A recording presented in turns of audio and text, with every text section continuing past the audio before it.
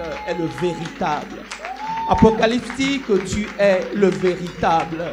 Ça veut dire qu'en dehors de toi, Seigneur, tout n'est que fausseté, tout n'est que mirage, tout n'est que tromperie. Mais tu es celui qui est la vérité. Dans le nom de Jésus, Seigneur, nous venons ce matin t'offrir un culte qui vient du plus profond de nous. Un culte, Seigneur, qui vient du plus profond de nos cœurs. Le psalmiste pouvait dire, dans le psaume 145, psaume 145, à partir du verset 3. Dans d'autres versions, c'est le psaume 144, qui dit, je lis la version français courant, qui dit, le Seigneur est grand. Psaume 145, le verset 3. Le Seigneur est grand, infiniment digne d'être loué.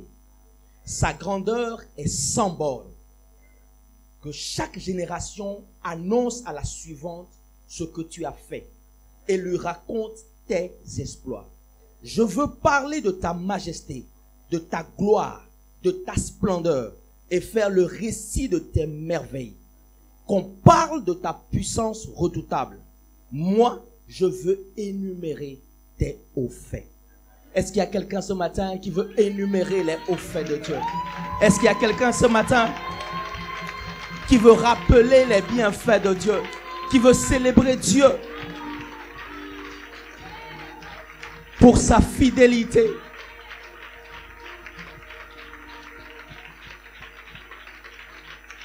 Sa bonté est sans fin. Et sa grandeur est sans limite. Ce matin, il est celui qui, par sa grâce, nous a bénis de toutes sortes de bénédictions. Et nous a rassemblés en ce lieu afin que nous puissions lui offrir un culte spirituel, un culte qui lui est agréable. Ce matin, Seigneur, reçois nos acclamations, reçois l'honneur qui te revient, reçois, Seigneur, la louange qui est à toi. Toi seul es digne, digne d'honneur, digne de gloire, digne, Seigneur, de révérence. Toi seul es digne de majesté. Aucun roi n'est semblable à toi. Aucun Dieu ne peut se comparer à toi. Comme les 24 vieillards, Seigneur, nous nous dépouillons de tout. Nous nous prosternons devant toi et nous reconnaissons, Seigneur, que toi seul est digne d'honneur, que toi seul est digne, Seigneur, de nos ovations, que toi seul est digne, Seigneur, de reconnaissance, Seigneur. Reçois, oui, toi seul est digne. Toi seul est digne, Seigneur, de recevoir force, louange, honneur et majesté. Aucun autre, si ce n'est toi, aucun royaume terrestre, aucun roi de ce monde n'est digne d'être célébré dans l'assemblée des saints, dans l'assemblée des fidèles. Oui, nous voulons proclamer que toi seul est digne. Reçois. Toi seul est digne. Toi seul et personne d'autre. Lorsque nous regardons à l'immensité de l'univers, nous réalisons aucun chef d'État, aucun homme. Toi seul est digne. Toi seul est digne que nous nous prosternions et que nous reconnaissions ta grandeur. Toi seul. Toi seul est digne. C'est ce que je veux proclamer. Proclamer que lui seul est digne. Lorsque je vois, Seigneur, comment ta main préserve ton peuple. Lorsque nous regardons à ce que ta sagesse, Seigneur, conduit et tient la terre entière. Nous voulons te donner toute la gloire et proclamer combien de fois tu es digne. Toi seul est digne. Toi seul est digne. C'est ce que nous voulons proclamer. Jésus seul et personne d'autre. La Bible dit qu'il a été reconnu comme le seul digne. Toi seul est digne. Celui qui est l'agneau de Dieu. De recevoir louange et gloire pour l'éternité.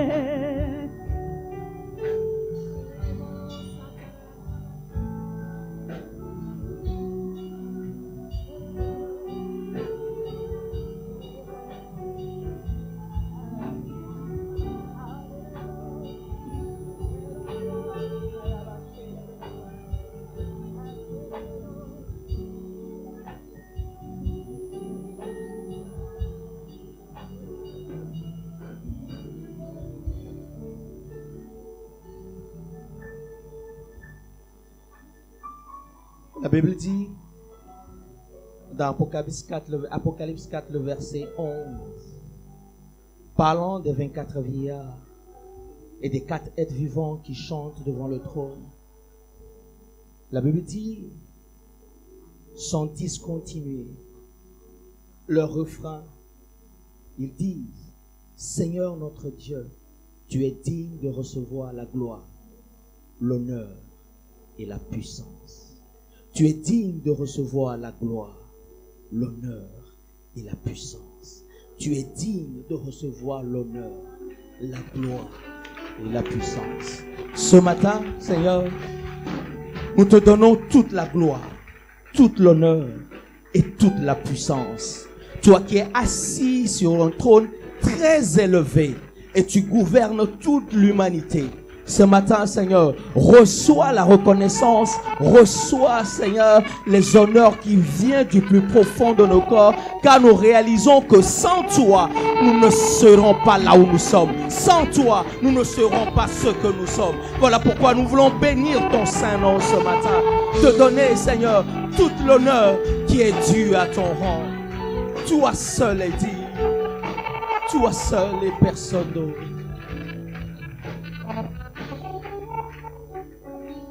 Toi seul et personne. Excellent roi, excellent. Majesté, ce matin nous venons devant toi. Et nous reconnaissons que tu es le seul digne d'ouvrir le livre. Le seul digne de réconcilier les cieux et la terre. Le divin et l'humain. Toi seul est digne. Et ce matin, nous prosternons, nous inclinons, Seigneur, notre volonté devant ta Seigneurie. Et nous proclamons que toi seul règnes sur le trône de nos cœurs. Nous nous abandonnons à toi. Nous prions dans le nom de Jésus. Alors que nous sommes dans ta glorieuse présence, accorde-nous la grâce, Seigneur, de recevoir la nourriture que tu as pour nous aujourd'hui. Selon qui est écrit dans ta parole, que l'homme se nourrira de la parole qui sort de ta bouche, alors que tu envoies ta parole. Seigneur, nous prions dans le nom de Jésus, que notre intelligence humaine, stérile, Seigneur, soit mise de côté. Et que l'intelligence spirituelle, l'intelligence surnaturelle, l'intelligence divine, celle qui vient des cieux, Seigneur, nous soit accordée, afin que nous puissions saisir la profondeur de ta parole et que, Père de Tout-Puissant, tu nous donnes d'être éclairés par ta lumière. Ce matin, dans le nom de Jésus, je prie et je me remets à toi. Seigneur, je ne prie pas pour annoncer ta parole. Mais ma prière, c'est que toi-même, tu le fasses au travers de moi. Seigneur, je me recommande à toi. Et je prie dans le nom de Jésus que autant, Seigneur, mon frère et ma soeur et moi-même, nous nous tenons dans cette grâce. Nous prions, Seigneur, que tu fasses en sorte que nous puissions sortir de ce lieu, Seigneur, totalement transformé dans notre intelligence. Béni sois-tu pour ta présence. Béni sois-tu pour le Saint-Esprit qui dirige toutes choses. Béni sois-tu, Seigneur, pour le privilège et la grâce que tu nous donnes ce matin. C'est dans le nom de Jésus que nous te souhaitons la bienvenue par nos acclamations. Seigneur, sois le maître en ce lieu. Sois béni maintenant et à jamais.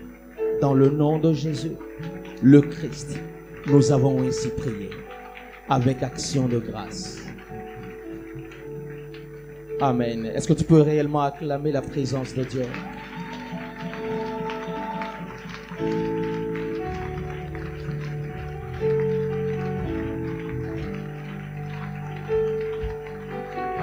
Ne sois pas fatigué d'acclamer la présence de Dieu.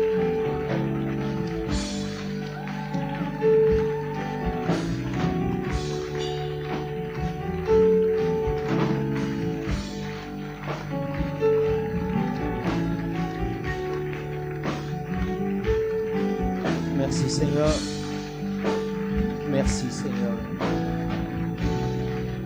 Dans le nom de Jésus. Dans le nom de Jésus. Merci. Est-ce que nous pouvons prendre place?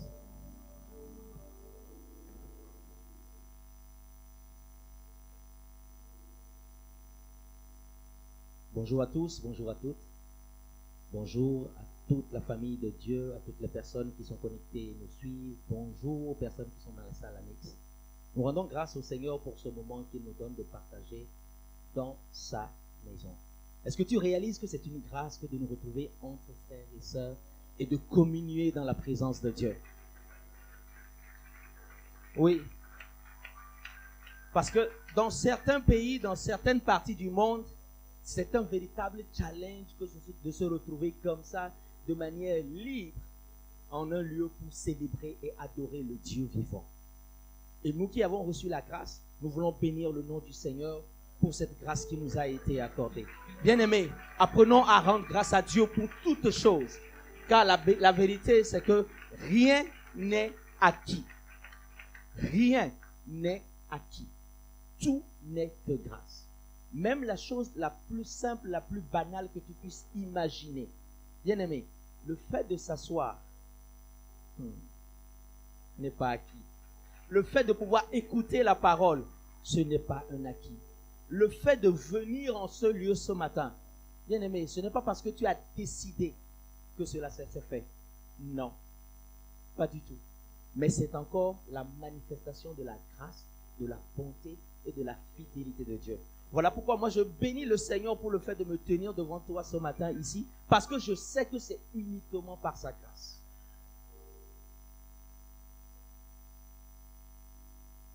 Et ce matin, alors que je suis ici à l'église de Cotonou, je vous transmets les salutations de l'église de Porto Novo. Oui, tu peux acclamer le Seigneur.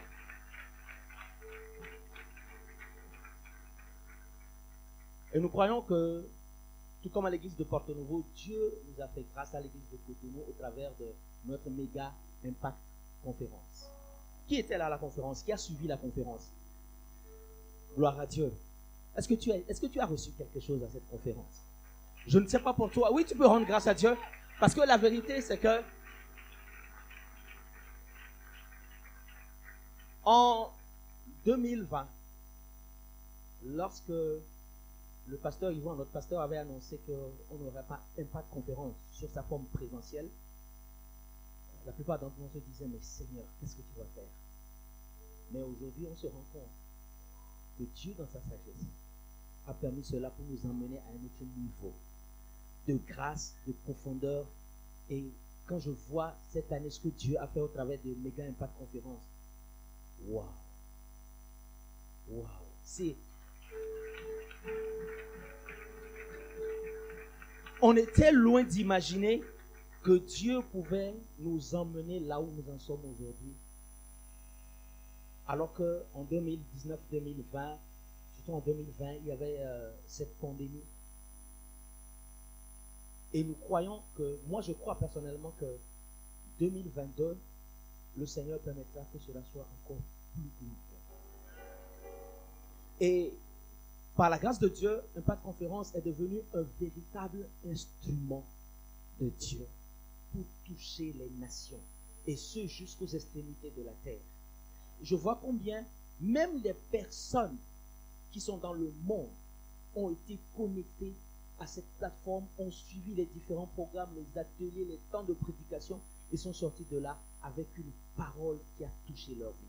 Et moi, je bénis simplement le nom du Seigneur pour le pasteur Yvon, pour son obéissance, mais également pour tous les orateurs et les intervenants qu'il a utilisés. C'est véritablement une grâce, bien-aimée. Je dis, c'est véritablement une grâce. Peut-être que ça fait longtemps que ton voisin n'a pas eu l'occasion d'aller dans une autre église. Parfois, si tu vas ailleurs, tu te rends compte que Dieu t'a fait des grâces, certaines grâces, et il faut apprendre à les valoriser. Dis-moi un bon amen. Et ce matin, notre pasteur, le pasteur Teddy, est en déplacement pour Paris. Pour vous qui faites le premier culte, je vous encourage à suivre le deuxième culte lorsque vous serez chez vous à la maison, depuis la maison. Parce que sur le deuxième culte à Paris, aujourd'hui, à la prédication, nous verrons notre pasteur, le pasteur Teddy. Pour le deuxième culte, depuis Paris. Et en même temps, nous voulons rester dans une attitude de prière afin que le Seigneur puisse être avec lui quand il va, qu'il puisse donner la parole que Dieu a déposée dans son cœur. Et en ce qui me concerne pour ce premier culte, la parole que le Seigneur a déposée dans mon cœur pour son peuple ce matin, c'est toujours dans la dynamique de la conférence, de Impact Conférence, sous le thème « Marcher comme des enfants de lumière ». Le thème de mon message de ce matin, c'est « Marcher comme des enfants de lumière ». S'il y a une chose que nous avons comprise tout au long de cette conférence que nous venons d'achever, c'est que nous sommes des enfants de lumière. Et si c'est vrai, dis-moi un bon amen. Si je parle de toi, dis-moi un meilleur amen. Nous sommes des enfants de lumière. Dieu dit, Jésus dit que nous sommes la lumière. Ce n'est pas un pasteur qui le dit, ce n'est pas un évêque qui le dit, c'est Jésus lui-même qui l'affirme. Et s'il le dit, c'est de quoi il parle. Il dit, nous sommes la lumière. Quelle grâce. Tu sais, des hommes peuvent donner des titres. Des hommes peuvent te donner des étiquettes. Mais quand Jésus parle ainsi, il parle de ce que nous sommes, de notre identité. Et Jésus dit, tu es une lumière. Waouh. Est-ce que tu réalises que dans ta famille, dans ta maison, dans ton environnement, là où Dieu t'a positionné, est-ce que tu réalises que tu es la lumière là où Dieu t'a positionné? Et ce n'est pas moi qui te le dis. Si c'était moi qui te le dis, si c'était un pasteur qui te le dit, tu pourrais mettre en question cette parole. Tu pourrais remettre en question cette parole. Mais c'est Jésus lui-même qui l'affirme. Et il dit, tu es la lumière du monde.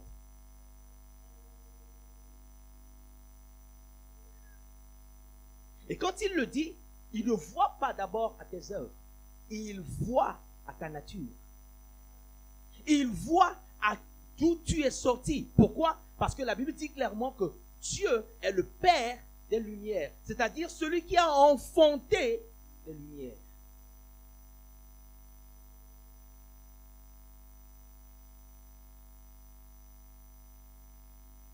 Mais il est important en tant que lumière que nous comprenions que ce que Dieu attend de nous, ce que Jésus attend de nous, c'est que nous puissions marcher comme des enfants de lumière.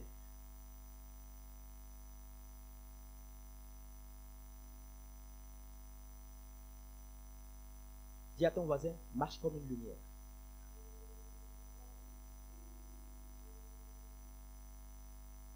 Pourquoi devons-nous marcher comme la lumière? Pourquoi devons-nous marcher comme étant la lumière que nous sommes? Parce qu'en vérité, la terre, le monde, la terre est plongée dans les ténèbres. La terre entière est plongée dans les ténèbres. Tu serais d'accord avec moi que sur cette terre sur laquelle nous sommes, il y a plus de personnes qui sont malades que de personnes en bonne santé. Tu serais d'accord avec moi qu'il y a plus de personnes dans la misère que dans la prospérité. Qu'il y a plus de régions qui sont dans les divisions, qui sont dans les guerres, que des régions qui sont en paix. Des conflits internes, des divisions internes dans les États, dans les communautés, dans les familles. Aujourd'hui, dans nos familles,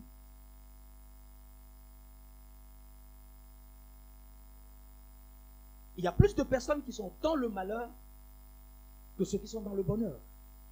Il y a plus de haine, de coups bas, de fausseté, de malhonnêteté que d'amour manifesté. La vérité, c'est qu'il y a plus de chaos, plus de désordre que d'or. La terre est plongée dans les ténèbres. Des familles sont plongées dans le désordre. Il suffit de voir les relations entre père et fils, entre mère et fille, des relations entre frères et sœurs, de la même portée, de la même famille, des personnes qui ne se parlent pas. Pourquoi? Parce qu'il y a le chaos, le désordre qui est dans la famille, dans la maison, la rébellion dans la famille, qui vient des enfants, la démission des parents. Et on se rend compte à quel point le chaos, le désordre est sur terre. Tout le monde, même le païen, sait que le monde est dans le désordre. Quand nous regardons aux entreprises autour de nous, pour plusieurs d'entre nous, nous avons fait peut-être l'expérience où nous sommes rentrés dans les entreprises et on a vu que le nombre d'entreprises dans lesquelles il y a de la duplicité, de la fraude, de la tromperie.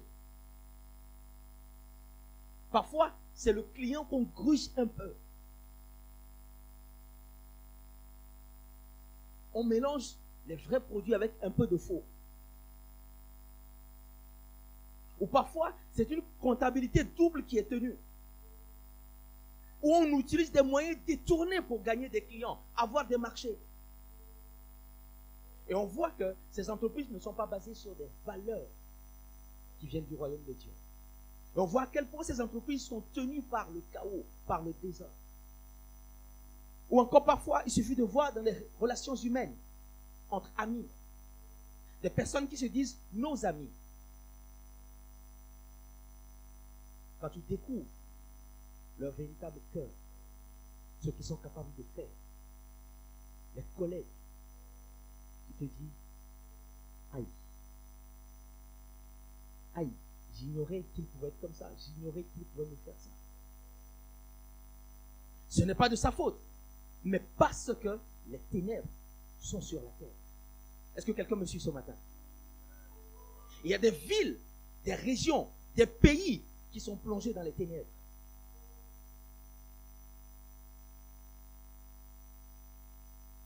Des pays où, en apparence, il n'y a pas de guerre, il n'y a pas de famine, mais le pays est dans les ténèbres.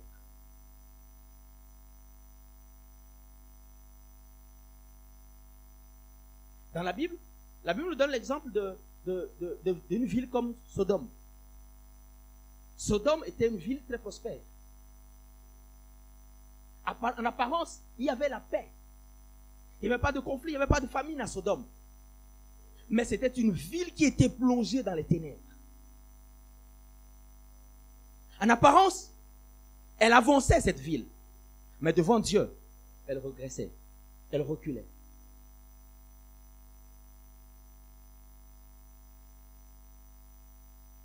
Mais dans cette ville, la Bible nous dit qu'il y avait un homme qui s'appelait Lot. Homme craignant Dieu, qui se tenait aux portes de cette ville. À cause de sa crainte de Dieu, il emmenait dans cette ville la lumière de Dieu.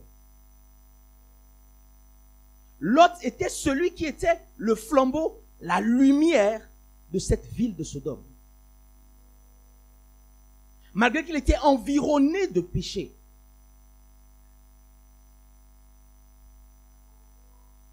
Pourquoi devons-nous marcher dans la lumière? Parce que le monde a besoin de lumière. Le monde recherche la lumière. La terre a besoin d'être éclairée.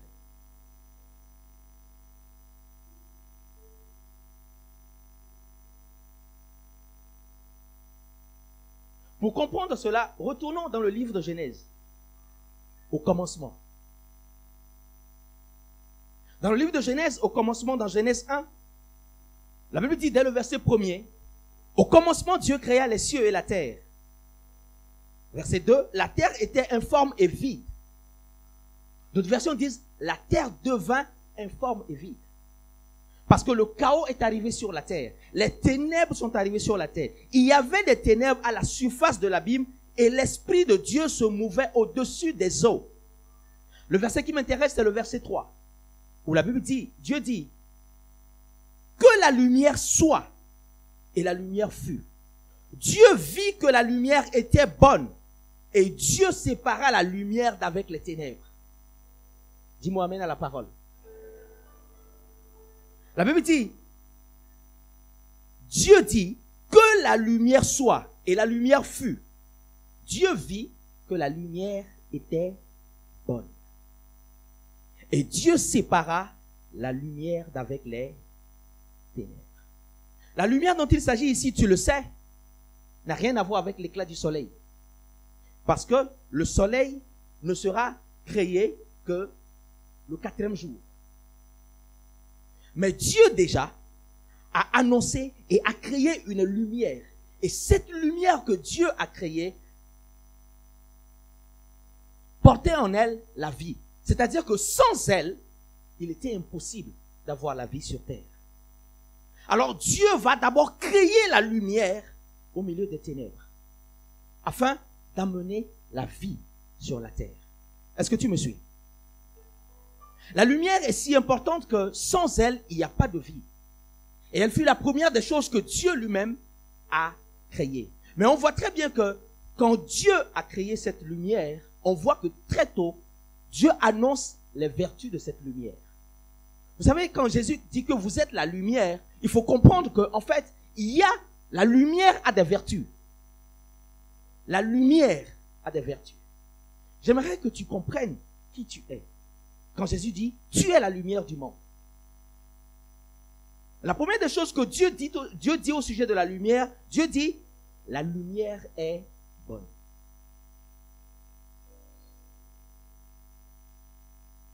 Dis avec moi, la lumière est bonne. Non, dis avec moi, la lumière est bonne. Dieu dit, la lumière est bonne. C'est-à-dire, la lumière par sa nature est agréable. Quand Dieu utilise le terme bon, cela ne concerne pas seulement la qualité, mais cela fait allusion à la nature, à la pureté, à sa grande valeur. Dieu dit, la lumière a une grande valeur dans les ténèbres. Qu'est-ce que cela veut dire? Cela veut dire que, en fait, dans ce monde, là où tu es positionné, Dieu sait qu'en tant que lumière, tu as une très grande valeur. Parce que l'une des vertus de la lumière, c'est que la lumière est bonne.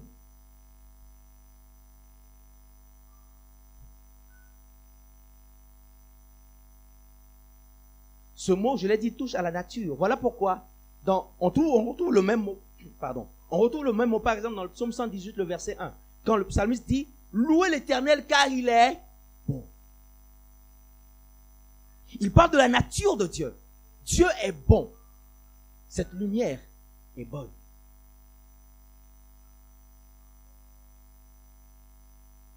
Quand on parle d'une lumière agréable, imaginez un pilote. Vous êtes dans un avion. Le pilote, il y a une panne moteur, un avarie moteur, et le pilote est obligé de se poser en urgence. Mais imaginez que le pilote, dans sa détresse, tout ce qu'il cherche, lorsqu'il s'approche de la terre, tout ce qu'il cherche, c'est la lumière de la piste. C'est-à-dire, dans toute sa détresse, ce qu'il cherche à voir, c'est une lumière qui lui dise où se trouve la piste d'atterrissage. Dès qu'il voit cette lumière-là, quelque part, il est soulagé. Parce qu'il se dit, ah, enfin, je vais pouvoir me poser. Est-ce que quelqu'un me suit? La deuxième vertu que Dieu donne à la lumière se trouve dans le verset 4. Toujours dans le verset 4, Dieu dit, la Bible dit, Dieu sépara la lumière d'avec les ténèbres. Dieu sépara la lumière d'avec les ténèbres.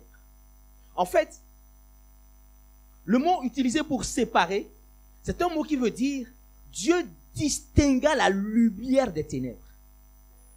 Dieu a mis à part la lumière des ténèbres. Qu'est-ce que cela veut dire?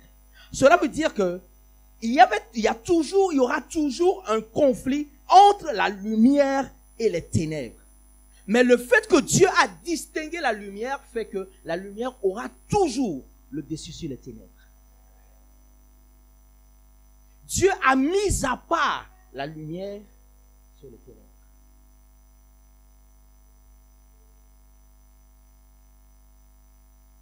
Cette séparation, cette distinction fait qu'en aucun moment, l'on ne peut confondre les deux. Pourquoi? Parce que Dieu les a séparés. Et quand il y a les ténèbres quelque part et que la lumière arrive, les deux ne peuvent pas cohabiter. Vous savez quoi? Parfois, quand tu es un enfant de lumière, souvent quand tu es un enfant de lumière dans un environnement, tu es persécuté par les ténèbres, juste parce que Dieu a séparé les lumières d'avec les ténèbres. Quand tu ne comprends pas ça, tu te dis, mais pourquoi est-ce que ces gens s'en prennent à moi? Mais pourquoi est-ce que les gens ne m'aiment pas ici? Mais pourquoi cette peau de banane? En fait, c'est parce que Dieu a séparé la lumière d'avec les ténèbres. Alors ne t'attends pas à ce qu'ils te portent dans leur cœur. Pourquoi? Mais parce que Dieu a mis une inimitié entre les ténèbres et la lumière. Mais la bonne nouvelle, c'est que la lumière a toujours le dessus sur les ténèbres. Quel que soit l'éclat de la lumière, elle a toujours le dessus sur les ténèbres. Quand vous êtes plongé dans le noir, quand il arrive qu'il y a une coupure de courant,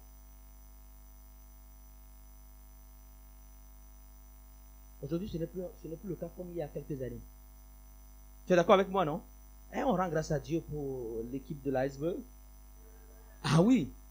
Aujourd'hui, c'est des coupures programmées. C'est-à-dire, on annonce d'avance. Je dis, ah, gloire à Dieu pour l'iceberg. Mais avant, sans crier gare, sans prévenir, tu passes toute la nuit dans l'obscurité. Et quand ça arrive, vous voyez, une simple bougie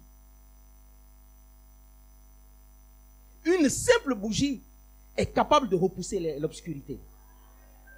Quelle que soit l'intensité de la lumière, dès qu'elle entre dans les ténèbres, elle se fait remarquer. Vous voyez, pour ceux-là qui ont déjà vécu cette expérience, c'est quand tu te retrouves dans le noir total et que tu vois une luciole voler dans le ciel. Elle n'est pas grosse comme un papillon. Elle n'a pas la taille d'un oiseau. Mais la vérité, à cause de la lumière qu'elle porte en elle, très tôt, très vite, tu la remarques passer. La Bible dit, Dieu distingua la lumière des ténèbres. Laisse-moi te dire ce matin, que quel que soit l'éclat de ta lumière, quel que soit l'éclat de ta lumière, qu'elle soit grande, qu'elle soit petite, la vérité c'est que Dieu t'a donné la capacité de vaincre les ténèbres, de repousser les ténèbres. Voilà pourquoi Jésus dit, nous sommes des enfants de lumière.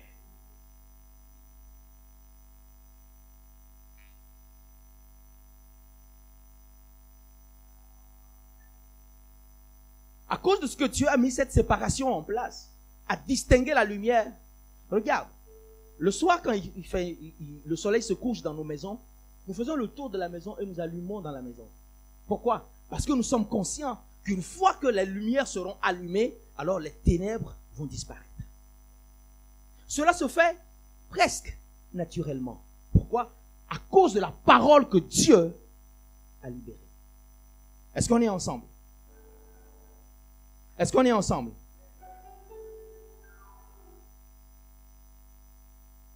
La vérité, c'est que lorsque Jésus dit « Tu es la lumière du monde », il annonce que tu as été sélectionné, choisi pour faire la différence avec les ténèbres. Quand Jésus dit, nous sommes la lumière du monde, cela veut dire que quand nous arrivons dans un environnement où il y a les ténèbres, tout de suite, les gens doivent remarquer la différence.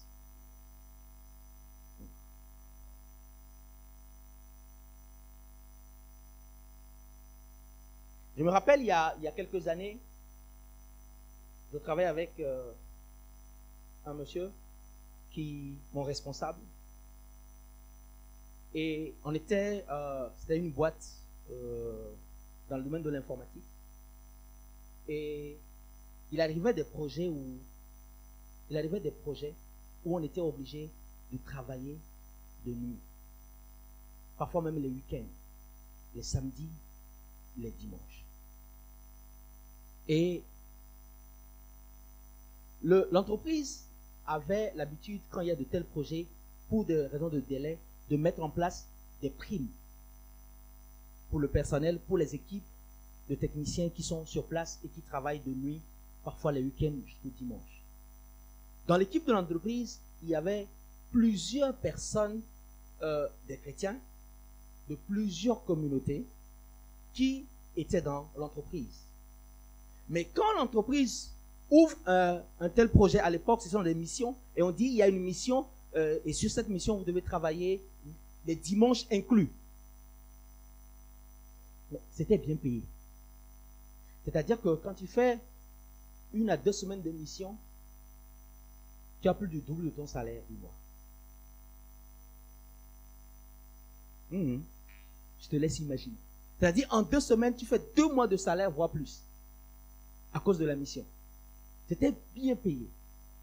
Et je me rappelle, au début, quand l'entreprise a commencé à mettre en place ce système, on a demandé que mon équipe et moi, nous puissions faire également des missions. Je suis allé voir le premier responsable de l'entreprise et je lui ai dit, moi, je ne pourrais en aucun cas faire des missions jusqu'au dimanche. Il me dit pourquoi. Je lui dis, parce que le dimanche, c'est la journée où moi, je dois aller adorer mon Dieu. Il dit non, je te double tes primes. Je lui ai dit, ce n'est pas une question de finances. Vous savez ce qui s'est passé? Au fil des missions, toutes les autres personnes qui, à cause de l'argent, n'allaient plus à l'église le dimanche et qui prenaient cet argent, ont commencé par ouvrir des portes à la corruption. C'est-à-dire qu'ils ne rataient aucune opportunité de se faire plus d'argent, même si ce n'est pas une voie détournée. Et un jour, en pleine réunion, le premier responsable de l'entreprise va dire à tout le monde que, il a dit devant tout le monde, mais est-ce que vous voyez Eric? J'ai un respect pour lui parce que il ne se laisse pas corrompre par l'argent.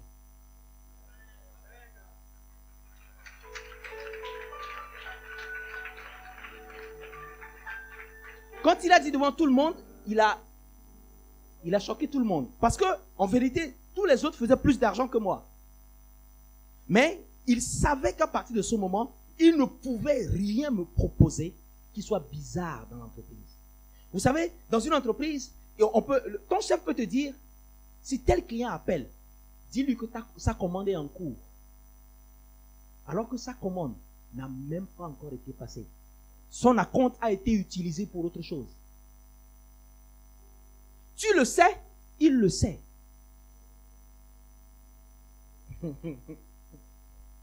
Oui.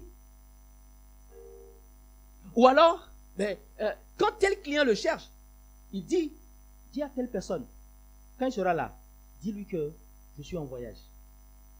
Dis-lui que je suis en réunion, je suis occupé. Et il te fait, toi, mentir et te confondre aux ténèbres. Bien-aimé, tu dois comprendre que tu es une lumière et tu es appelé à faire la différence. Est-ce que je parle à quelqu'un ce matin? Le monde voudra toujours te confondre aux ténèbres. Mais tu dois comprendre que tu es une lumière. Non, est-ce que tu peux dire je suis la lumière? Est-ce que tu peux dire je suis la lumière? La troisième vertu que Dieu a donnée à la lumière, c'est que la lumière est porteuse de vie. Dis-moi un bon amen. La lumière est porteuse de vie. Lorsqu'il y a une lumière, là où il y a la lumière, là où il y a la vie. Cela sous-entend que les ténèbres portent la mort, le chaos, la destruction. La Bible dit dans Luc 2, le verset 29 à 32. Dans Luc 2, verset 29 à 32. Dieu parle de cet homme, Siméon, qui a réalisé à quel point Jésus, bébé, présenté au temple, était la lumière du monde, était la lumière des nations. Il portait en lui le salut, il portait en lui la vie. La Bible dit ceci, je lis pour toi, Luc 2, le verset 29. Maintenant, Seigneur, tu laisses ton serviteur s'en aller en paix. C'est Siméon qui parle. Selon ta parole. Car mes yeux ont vu ton salut. Ses yeux ont vu le salut. Mais qu'est-ce que ses yeux ont vu en réalité? C'est Jésus. Ses yeux ont vu un bébé. Mais il dit, mes yeux ont vu ton salut. Salut que tu as préparé devant tous les peuples. Lumière pour éclairer les nations. Il dit, ce bébé, c'est une lumière que tu as préparée pour éclairer les nations. Est-ce que tu réalises que tu es cette lumière que Dieu a préparée avant la fondation du monde pour éclairer les nations? En toi, il y a une vie. Est-ce que tu penses que c'est un hasard que dans ta famille, tu sois parmi l'un des premiers à donner ta vie au Seigneur Jésus? Tu penses que dans ta famille, Dieu t'a placé dans cette famille pour que tu te confondes aux ténèbres et agisses comme les autres? Non. Dans ta maison, dans ta famille, là où quand il y a des crises, des divisions au niveau de la famille, comprends que tu es la lumière positionnée pour le salut de cette famille.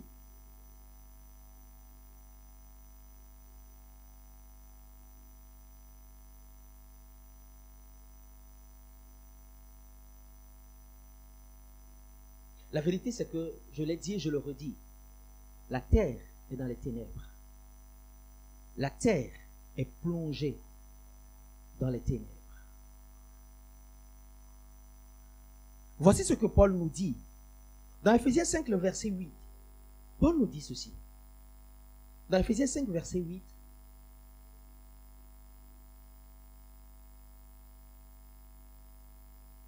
dans Ephésiens 5, verset 8, Paul dit, autrefois, vous étiez ténèbres.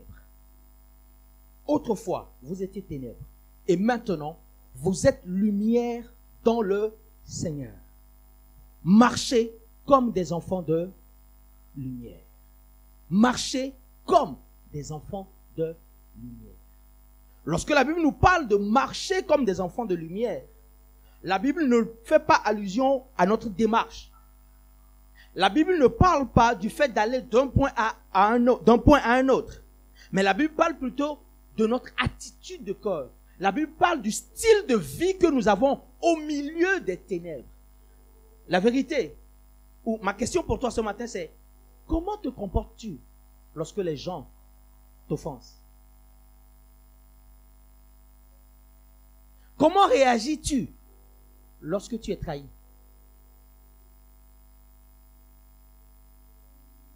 Quels sont les propos qui sortent de ta bouche, qui montent de ton cœur quand quelqu'un t'a déçu?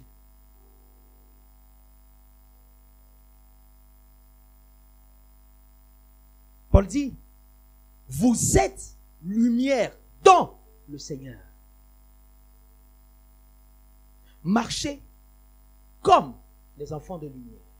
Marchez comme des enfants de lumière. Vous savez, le meilleur endroit pour une lumière de briller, c'est dans les ténèbres.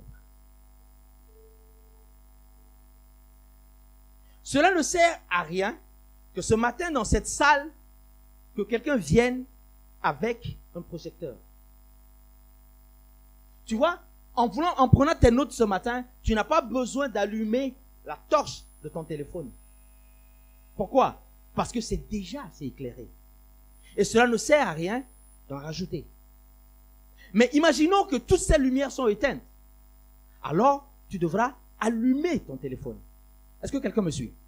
Et donc, nous devons comprendre que si nous sommes lumière, l'environnement dans lequel nous sommes appelés à aller, ce sont les ténèbres. Mais combien de fois je n'ai pas vu des lumières fuir le ténèbre?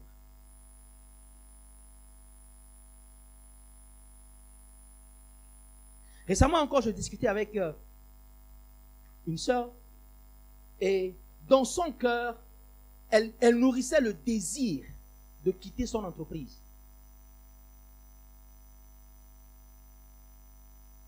Elle était dans une entreprise où ses valeurs étaient confrontées aux valeurs du monde. C'est-à-dire que la manière de gérer de ses responsables ne sont en rien conformes aux valeurs du royaume. Et elle est tellement dérangée par cela qu'au lieu d'imprimer ses valeurs à elle, au lieu de prier à Dieu pour avoir une promotion et être dans la sphère de décision de l'entreprise pour changer les choses, elle prend la décision de démissionner. Malheureusement, plusieurs lumières démissionnent lorsque Dieu les place dans l'environnement où ils doivent prier. Note bien ce passage. 2 Corinthiens 4, le verset 6 dit ceci. 2 Corinthiens 4, verset 6 nous dit. 2 Corinthiens 4, verset 6. 2 Corinthiens 4, verset 6. Car Dieu a dit, Dieu a dit, la lumière brillera du sein des ténèbres. Qui a dit? Dieu lui-même a dit que le lieu où la lumière brillera, c'est au sein des ténèbres.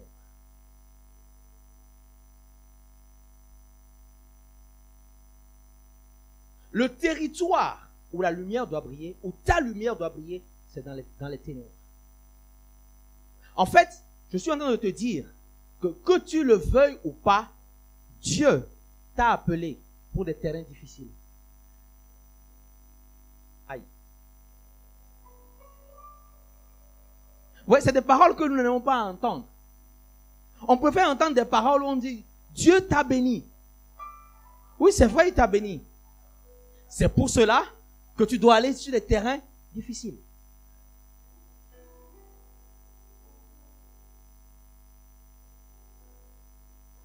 Écoute-moi bien.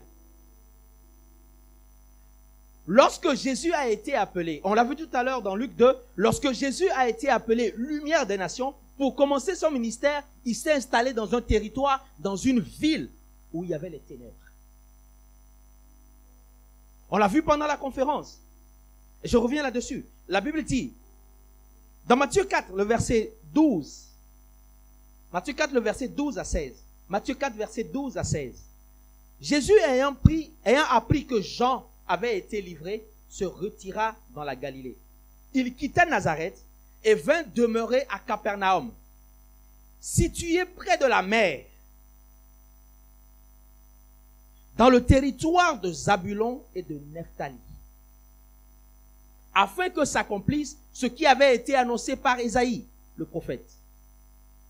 Le peuple de Zabulon et de Nephtali, de la contrée voisine de la mer, du pays au-delà du Jourdain, et de la Galilée des Gentilles.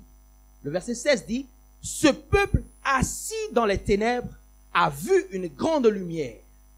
Ce peuple assis dans les ténèbres a vu une grande lumière. Quand? Quand Jésus s'est installé à Capernaum. En fait, Jésus est allé faire sa demeure dans les ténèbres. Pourquoi? Parce qu'il veut éclairer les nations. La Bible dit clairement que ce peuple était assis dans les ténèbres. Assis dans les ténèbres. La Bible dit, ce peuple est assis dans les ténèbres.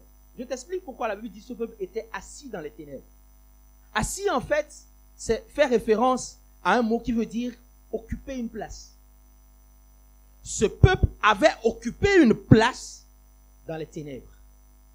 Ce peuple avait élu demeure dans les ténèbres. C'est-à-dire que l'adresse de ce peuple, c'était dans les ténèbres. Dans les choses qui ne glorifiaient pas Dieu. Ce peuple faisait des choses qui n'honoraient pas le Seigneur. Et c'est là que Jésus va s'installer. Quand on dit que ce peuple était assis dans les ténèbres, je t'explique dans quel genre de ténèbres on parle. Parce que quand on parle de ténèbres, oui, tu penses à Sodome et Gomorrhe. Mais la ville de Capernaum était dans un ténèbre particulier. Dans quel ténèbre était la ville de Capernaum?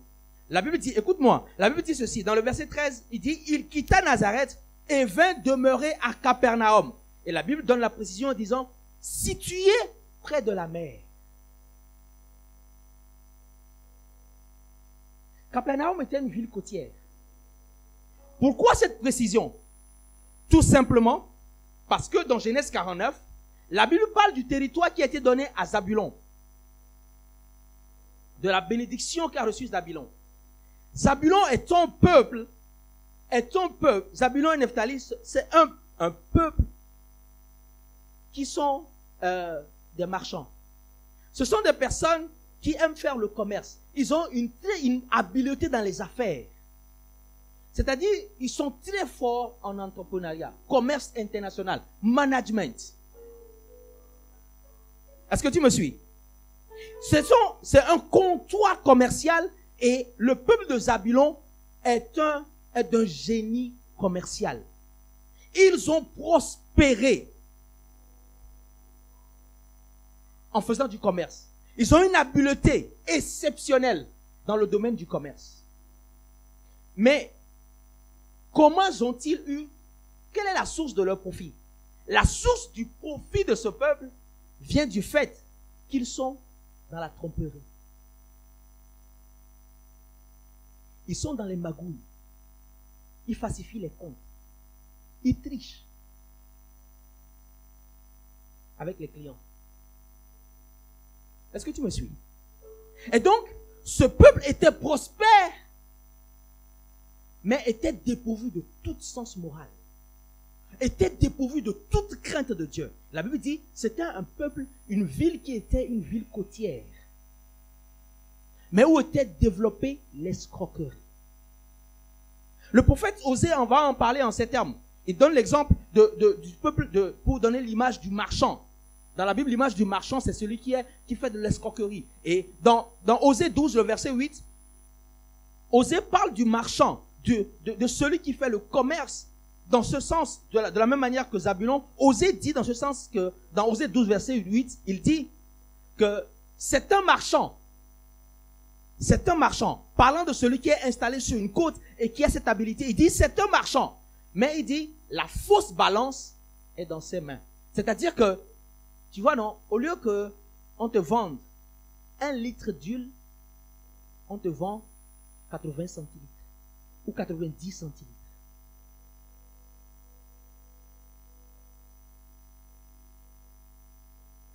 C'est un peuple. Capernaum était une ville dans laquelle il y avait beaucoup d'arnaqueurs. Tout le monde voulait réussir dans cette ville. Ils ont beaucoup prospéré. Mais le mensonge était l'outil que tout le monde utilisait dans la ville. Vieillard, jeune homme, jeune femme, jeune homme.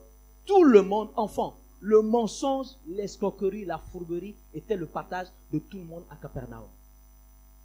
Et la Bible dit que Jésus, qui est la vérité,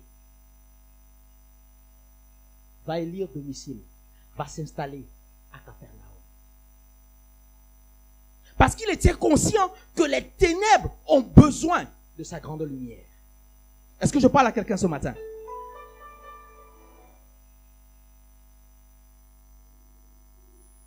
Lorsque nous parlons de ténèbres, en fait, nous parlons, les ténèbres évoquent l'aveuglement. Les ténèbres évoquent l'ignorance. Lorsque nous parlons de ténèbres, nous parlons de ce qui a obscurci l'intelligence de l'homme.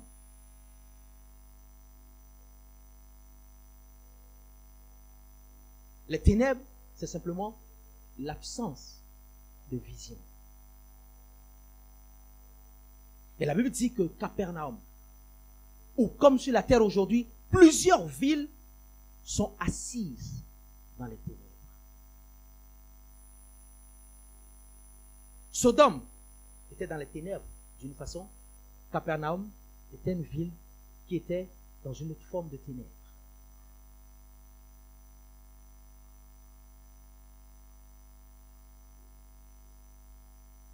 Aujourd'hui, il y a plusieurs types de ténèbres qui touchent les familles, qui touchent les nations, dans lesquelles nous devons de briller, nous devons d'éclairer. Par exemple, les ténèbres de l'oppression.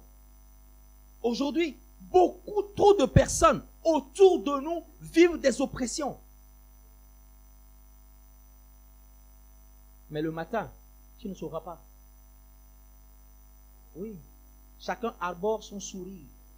Avant de sortir, on fait tout pour pouvoir avoir son sourire comme un masque le matin. Oui.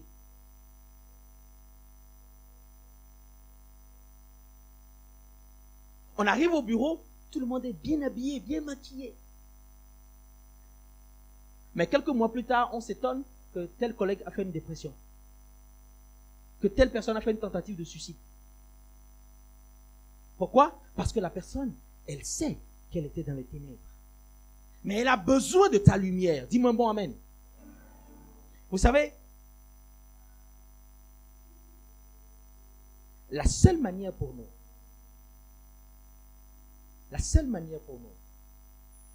d'accomplir ce que Dieu attend de nous, c'est véritablement d'accepter d'aller dans les ténèbres.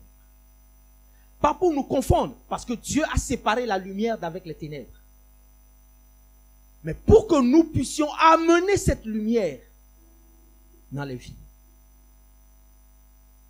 Parfois, des gens sont tenus tout simplement par les ténèbres de la peur. Combien de personnes n'ai-je pas rencontrées dans l'église qui ne se sont pas mariées juste par peur de l'échec?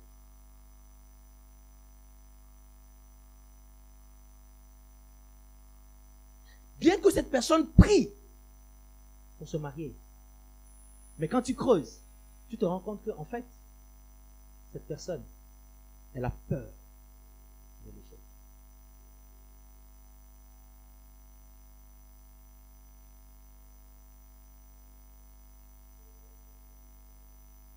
Une fois, je me rappelle, j'ai pris un couple en entretien dans le cadre du mariage. Et j'ai suivi ce couple jusqu'à la veille de leur mariage et on faisait les derniers entretiens. Et jusqu'à la veille de leur mariage, la femme disait qu'elle ne veut pas avoir d'enfant. Oui. Elle disait à son fiancé qu'ils vont se marier, mais qu'elle ne veut pas avoir d'enfant. Et son mari lui pose la question, mais pourquoi tu ne veux pas en avoir? Elle donnait toujours des excuses. Oh, c'est trop compliqué à gérer, les enfants vraiment. Elle donnait tellement d'excuses. Et Dieu, dans sa bonté, lors des derniers entretiens, m'a conduit à creuser avec elle ce point. Et ce jour-là, je découvre qu'en fait, elle veut bien avoir des enfants.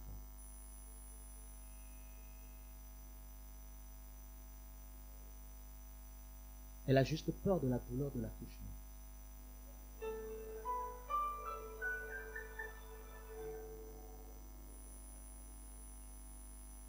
Oui.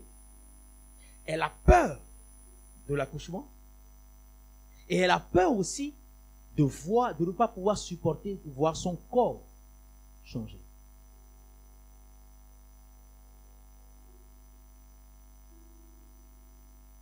Mais c'est une personne qui, quand tu l'entends prier au sujet du mariage, te dit non, en apparence, il n'y a aucun problème.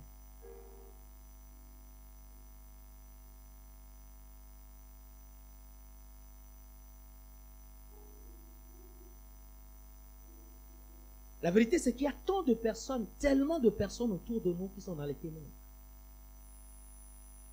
que nous devions de changer notre manière de voir les gens.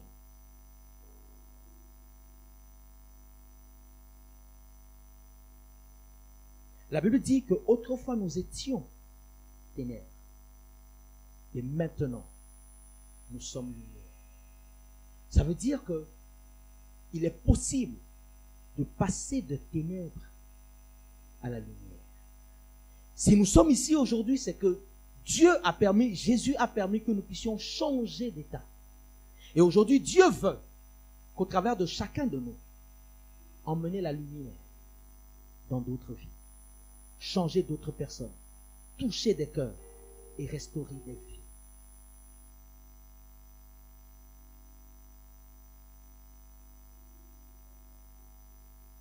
J'ai découvert que c'est la raison principale pour laquelle Dieu nous a suscités sur la terre. Toutes les autres choses que Dieu t'accorde concourent à ce seul but. Que ce soit ton mariage, tes enfants, tes entreprises, tes possessions, les dons spirituels qu'il t'a donnés, le but pour lequel il l'a fait, c'est uniquement pour que tu puisses éclairer les nations qui sont encore dans les ténèbres.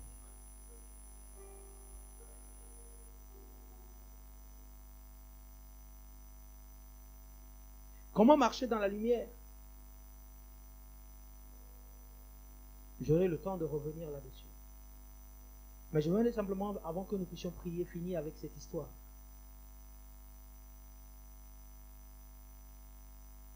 Il s'agit d'un pasteur qui un jour a reçu la visite d'un des anciens de son église.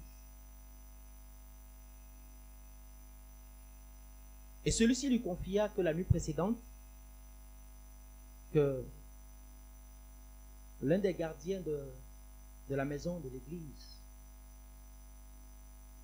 s'est introduit dans la cour de l'église et a volé de grosses pommes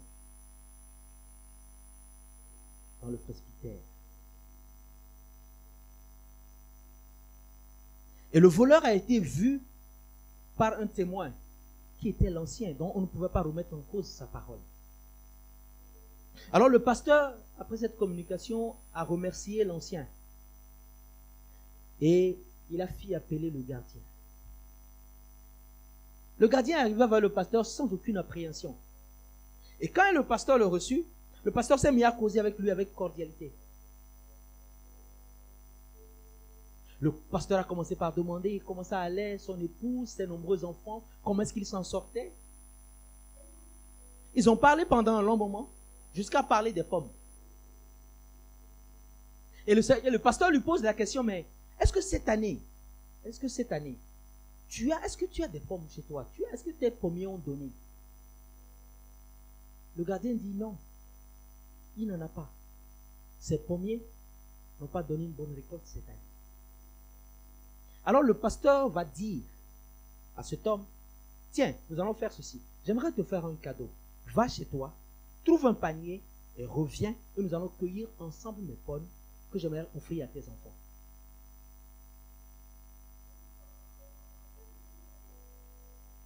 Le gardien gêné dit au pasteur, non pasteur, ça ne vaut pas la peine, ne vous dérangez pas, ça va aller. Le pasteur a commencé par insister.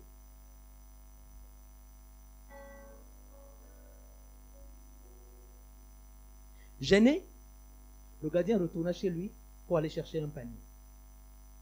Et il revint vers le pasteur qui l'attendait dans les pommiers. Alors ensemble, ils se sont mis à cueillir les pommes, jusqu'à ce que son panier soit plein de pommes. Et ensuite, le pasteur lui dit, tiens, c'est pour toi et ta famille. J'aimerais que vous ayez cette réserve. L'homme était tellement dérangé qu'il tomba à genoux devant le pasteur. Et il lui dit, pasteur, la vérité, c'est que j'ai des pommes. Et je les ai volées dans votre jardin. Alors, cet homme se repentit et le pasteur eut l'occasion de l'amener à confesser Jésus. À partir de ce jour, cet homme changea radicalement de vie à cause de l'opportunité que le pasteur lui a donnée.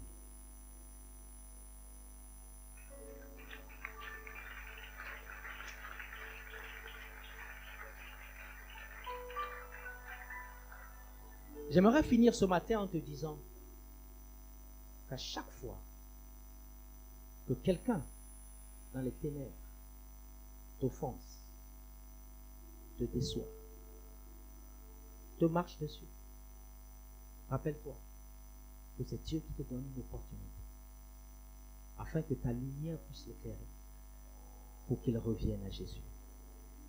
Que le Seigneur bénisse votre écoute.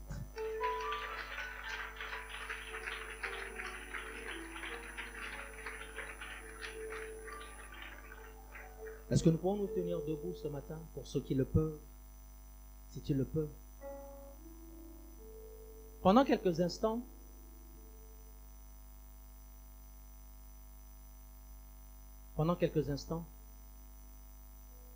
j'aimerais juste que tu puisses faire cette prière avec moi. Que tu puisses demander au Seigneur de t'emmener dans le territoire où il veut que tu puisses prier. Ce n'est pas le cas de tout le monde, mais certaines personnes, Dieu les a déjà conduits dans ce territoire. Mais à cause de la dureté des choses qu'ils ont trouvées, ces personnes ont préféré sortir de ce territoire et choisir un territoire qui, selon eux, est plus favorable, plus agréable. Mais ce matin, dans le nom de Jésus, j'aimerais qu'ensemble nous puissions prier afin qu'il te donne la force, la capacité d'aller dans ce territoire où il t'attend. Parce que c'est là que tes grâces vont se retrouver multipliées. C'est là que tes dons vont se déployer.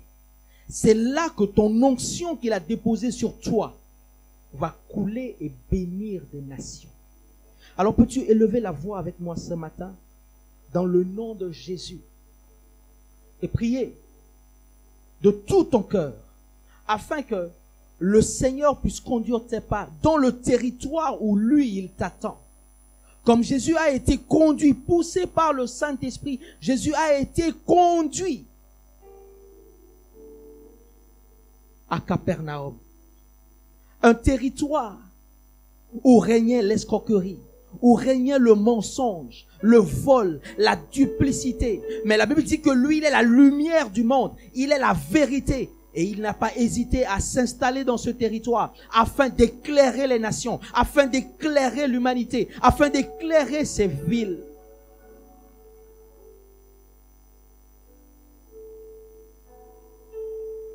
Ce matin, Seigneur, accorde-nous la grâce tout simplement de marcher à ta suite et de poser, Seigneur, les pas que tu as posés. Conduis-nous dans le territoire où toi, tu nous attends. Pendant trop longtemps, Seigneur, nous avons regardé à nous-mêmes. Nous avons regardé à notre confort. Nous avons vu, Seigneur, avec nos yeux, le territoire qui, selon nous, est favorable, Seigneur, pour nous. Mais ce matin, nous revenons vers toi, reconnaissant de ce que, Seigneur, nous ne nous appartenons pas, et que tu es celui qui conduit nos vies. Tu dis de chacun de nous que nous sommes la lumière. Nous sommes des enfants de lumière. Alors donne-nous de marcher, Seigneur, comme tel.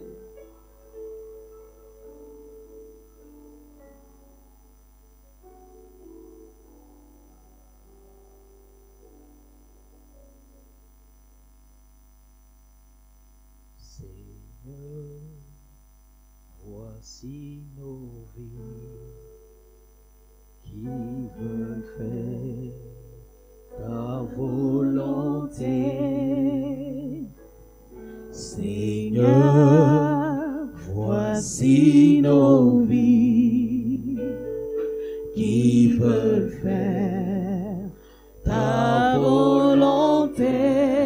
Seigneur, Seigneur, Seigneur, voici nos vies qui veulent faire. Que ce soit le cri de quelqu'un ce matin, quelqu'un qui désire payer le prix afin de manifester la volonté de Dieu dans les territoires où Dieu nous attend.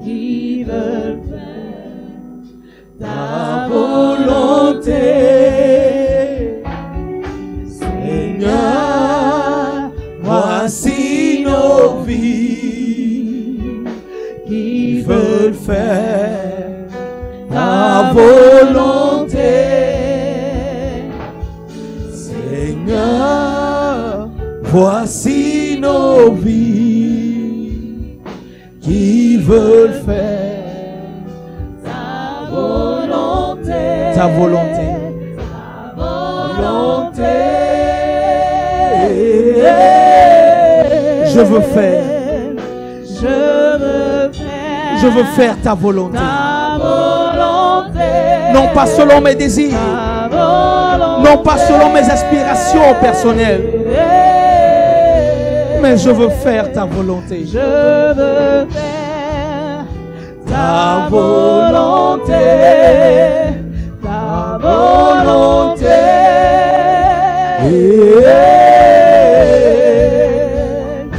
Je veux faire ta volonté. Ta volonté.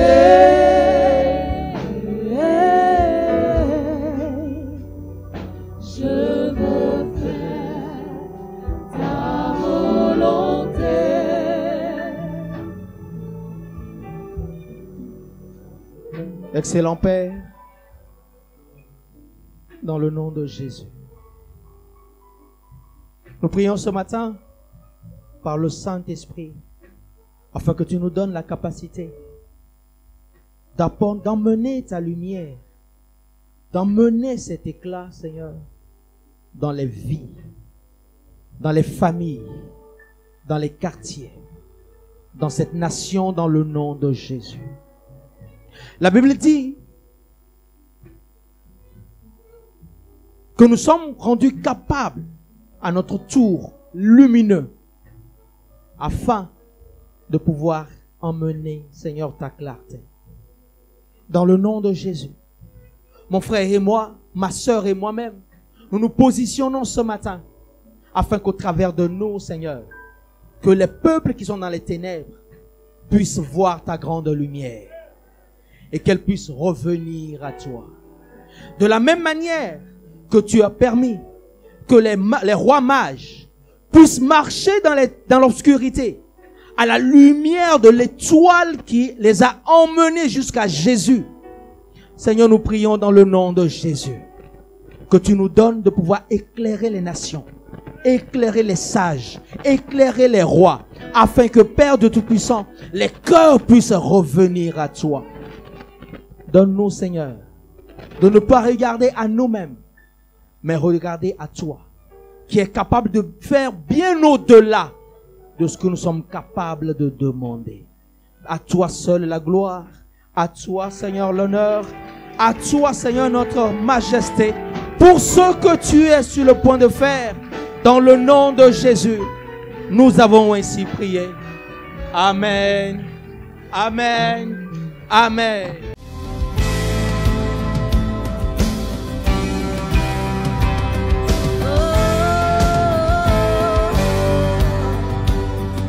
Bonjour Majesté, je m'appelle Fofo Fresh. Chaque dimanche, voici comment tu peux faire pour apporter ta dîme et ton offrande avec MTN. Étape 1, étoile 400 dièse. Étape 2, saisir 2, Momo Pay. Étape 3, saisir 1, achat de biens et services. Étape 4, saisir le numéro 69 14 51 12. Étape 5, renseigner le montant, ensuite le motif de votre transaction, dîme, don, offrande, etc. Étape 6, entrez votre code PIN personnel. Le nom qu'est-ce que fera votre transfert est Impact Centre Chrétien T2M. Avec Flouze, étoile 155, étoile 4, étoile 1, étoile 11, 314, étoile le montant de votre offrande ou de votre dîme, étoile 1, étoile votre code secret, dièse. Que chacun donne comme il a résolu en son cœur, sans tristesse ni contrainte, car Dieu aime celui qui donne avec joie. À bientôt. Sur l'amour triomphe toujours. Oh,